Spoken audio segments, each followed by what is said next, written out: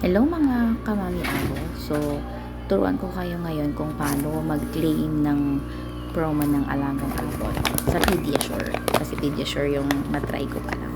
So, ito, una is i-scan natin yung QR code sa loob ng Pediasure box na gatas. Usually sa 2.4 ko to nakikita.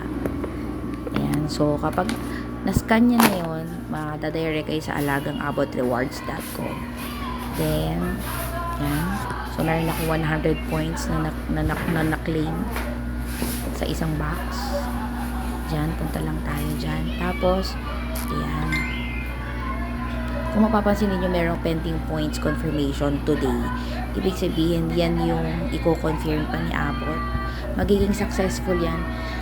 Pag naging successful yan, dadagdag yung 100 points dito sa reward points na nasa taas. Kung mapapansin niyo, meron akong 250 sa transaction history na reward points. So, pwede ko nang i-claim yung 200 points o 200 rewards. Yan.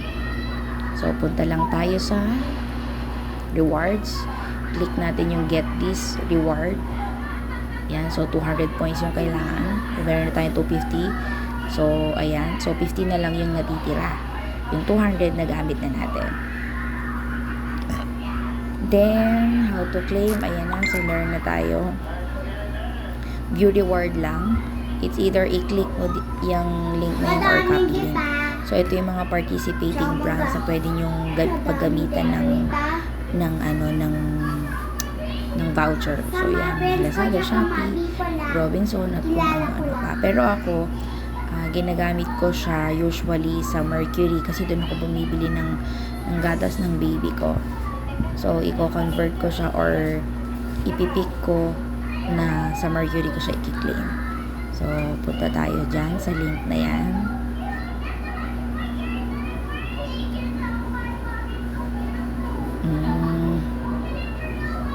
Dito rin pala, pwede kayong mag-check ng mga product dyan yan. Tinitingnan ko lang yan, mga daily vlog. Kapag daily vlog, pag mga ginawa nyo yan, nadadagdagan yan sa points. Ayan, plus 1 point.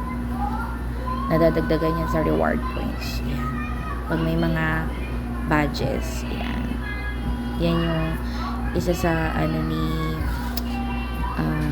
features ni alagang-abot.com. So, Pediasure tayo kasi Pediasure yung ginagamit natin. Okay, next. Ayan, pag nag-login ka.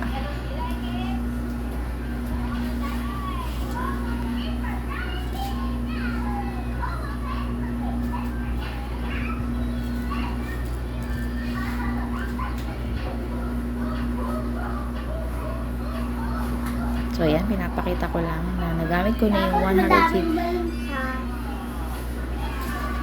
200 points, tapos 50 yung natira. So, sa redemption, ganyan. So, yan na yung mga transaction ko na nagamit noon. Like, wait. Happy birthday dito sa taas. Cake din pwede, diba?